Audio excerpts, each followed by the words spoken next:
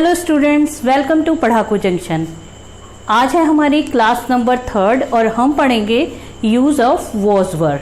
ठीक है, तो ये कल की तरह जैसे हमने क्लास नंबर 2 में use of is M R पढ़ा है, तो उसका ही ये पास्ट है। वो सिंपल प्रेजेंट सेंटेंस है, इन्हें आप सिंपल पास्ट सेंटेंस कह सकते हैं। तो अगर आपने कल की क्लास अच्छे से पढ़ी है तो ये वाले समझने आपके लिए ज़्यादा मुश्किल नहीं होंगे। और अगर आपने नहीं देखी है तो आप जाकर क्लास नंबर 2 देखिए, आई बटन में मैं उसका लिंक दे दूंगी। तो अब सबसे पहले है कि वॉज और वर क्या होते हैं। तो जिस तरह से इज एम आर है जो कि ऑक्सिलरी वर्ब है, हेल्पिंग वर्ब है, वर्ब टू बी है, सेम ये भी उन्हीं की कैटेगरी के हैं। तो ये भी ऑक्सिलरी वर्ब है, हेल्पिंग वर्ब है और वर्ब टू बी हैं। अब वॉज और वर का मीनिंग क्या है? जिस तरह से हिंदी में था, थी, थे आता है, उनकी जगह पे इंग्लिश में वॉज और वर आता है। ठीक है, तो यहाँ पर मैं लिख देती हूँ। आपको जिस तरह से आपने इज एम आर किसके साथ लगाते वो याद किया था, सेम वॉज और वर किन सब्जेक्ट के साथ आता है वो आपको याद करना है। तो मैं लिख रही हूँ, आप उनको नोट डाउन कर लीजिए और फिर अच्छे से उसे लर्न कर लीजिए। तो ये है वॉज, जिसकी हिंदी होती है था या थी। ठीक है, और इसको लगाते हैं हम आई के साथ, ही के साथ, शी के साथ, इट के साथ और सिंगुलर के साथ। सिंगुलर कोई भी एक वचन। ठीक, इसके अलावा ये है वर।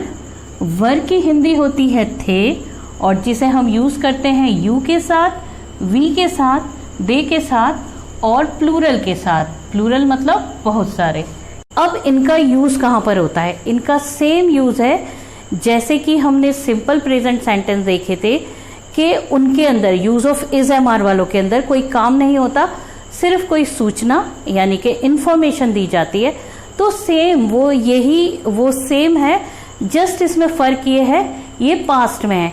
यानी अगर वहां पे है में हम कोई सेंटेंस बना रहे थे और वही सेम सेंटेंस हमें था में बनाना पड़ जाए, था या थे में बनाना पड़ जाए, तो हम वॉज वर का यूज करेंगे इज एम आर की जगह पे। जैसे कि हम कहें राजा बहुत दयालु था। ठीक है, इसमें भी सिंपल एक इंफॉर्मेशन दी गई है, कोई काम नहीं हुआ है, तो ये भी एकदम सिंपल सा सेंटेंस है, बस यहाँ पर था आया है। ठीक, तो इनको प्रॉपर बनाने का एक तरीका देख लेते हैं। इसके लिए भी वो रूल है जैसे हमने सिंपल इज एम आर के लिए रूल लिखा था, बिल्कुल वैसा। तो इसमें क्या है, सबसे पहले हम सब्जेक्ट लिखते हैं, दूसरे नंबर पे हम लिखते हैं वॉज या वर, इनमें से कोई एक, जो भी सब्जेक्ट हो, जैसा सब्जेक्ट हो उसके अकॉर्डिंग। ठीक है, और तीसरे नंबर पे हम लिखते हैं रेस्ट। रेस्ट का मतलब आपको पता ही है, रेस्ट का मीनिंग क्या है? शेष। ठीक है, जो भी बच गया, बचा खुचा, वो हम इसमें लिख देते हैं। ठीक, तो क्या है, पहले नंबर पे सब्जेक्ट, दूसरे पे वॉज वर, तीसरे पे रेस्ट। तो ये हुआ हमारा रूल। ये भी आपके याद करने की चीज है और ये भी आपके याद करने की चीज है। तो अगर आपने कल वाली क्लास देखी है तो इन सेंटेंस को समझना आपके लिए बहुत ज्यादा ईजी है। तो मैं आपको बोल रही हूँ, आप क्लास नंबर 2 जरूर देखिए और बहुत अच्छे से देखिए, उससे आपको ये सारे सेंटेंस बनाने बहुत इजी हो जाएंगे। तो हमारे पास जैसे एग्जाम्पल है कि एक सेंटेंस है हमारे पास ये। तो मैंने जो आपको बताया था, या मैं दोबारा रिपीट करती हूँ, कि हम इस क्रम में बिल्कुल नहीं बनाते हैं कि वह, इंग्लिश इस क्रम में नहीं बनाते कि ही अ ब्रेव सोल्जर वॉज। हम बनाते हैं वह था और फिर एक बहादुर सिपाही, यानी कि सबसे शुरू वाला सब्जेक्ट और सबसे लास्ट वाला वर्ब हम पहले दूसरे नंबर पे लगाते हैं और तीसरे नंबर पे जो रेस्ट है, जो बच जाता है, हम उसे लगाते हैं। मैं दोबारा से कह रही हूँ, अगर ये चीज आपने समझ ली तो आपके लिए इंग्लिश बनाना बहुत ईजी हो जाएगा। और हमारा रूल अगर आप ऊपर देखें तो रूल के अंदर भी यही चीज है। तो सबसे पहले सब्जेक्ट, हमारा रूल भी यही बोलता है कि सबसे पहले सब्जेक्ट यानी कि ही, दूसरे नंबर पे ये था जिसकी इंग्लिश ये वॉज और वर है, और तीसरे नंबर पे एक बहादुर सिपाही, ये पूरा का पूरा आएगा, ठीक है, तीसरे नंबर पे। तो हम अब लिखते हैं वह को क्या कहते हैं, याद कर चुके होंगे आप जी, बिल्कुल, वह को कहते हैं ही। इसके अलावा अब था के लिए हम देखते हैं क्या लगाते हैं, ही के साथ क्या लगता है, क्योंकि यहाँ पे ही है तो आप देखिए ही के साथ लगता है वॉज।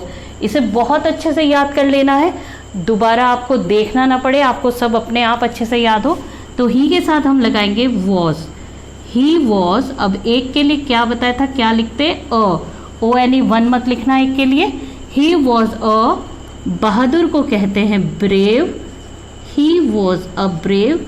और सिपाही, आप सभी को पता है सिपाही को क्या कहते हैं, सिपाही को कहते हैं सोल्जर। तो ये सेंटेंस बना हमारा he was a brave soldier, ठीक है। एक और एग्जाम्पल करते हैं, पिताजी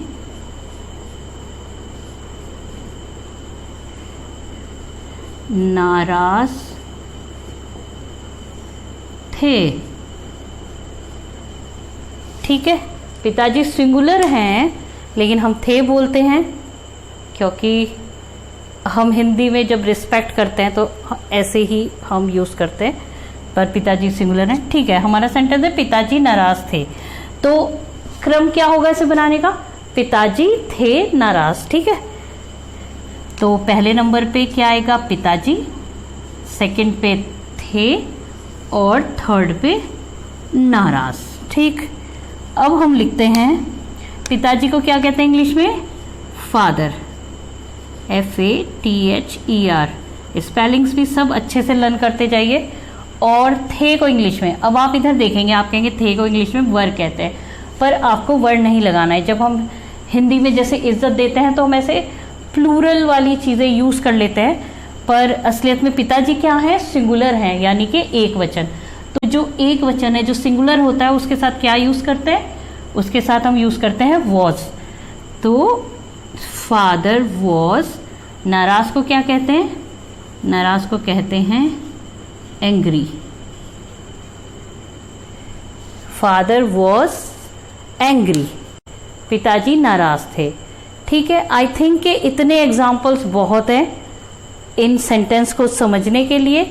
ऐसा कोई ख़ास इनके अंदर चीज़ है नहीं, ये मैं आपको पहले ही बता चुकी हूँ कि ये बिल्कुल सिंपल सेंटेंस होते हैं, इनके अंदर कोई काम नहीं होता, सिर्फ सूचना दी जाती है और वो भी पास्ट में, ठीक। ये सब आपको याद करना है, ये सारी चीज़ें आपको याद करनी है, ये रूल आपको याद करना है। अच्छे से चीज़ों को याद करते जाइए, समझते जाइए। और अगर कोई भी प्रॉब्लम है आपको इन्हें समझने में या याद करने में, तो आप नीचे कमेंट बॉक्स में अपनी प्रॉब्लम मेरे साथ शेयर कर सकते हैं, मुझे बता सकते हैं। मैं पूरी कोशिश करूंगी कि उसे सॉल्व करूं, ठीक है। अगर वीडियो पसंद आई हो लाइक दीजिए और ज़्यादा से ज़्यादा शेयर कीजिए। तब तक के लिए बाय बाय।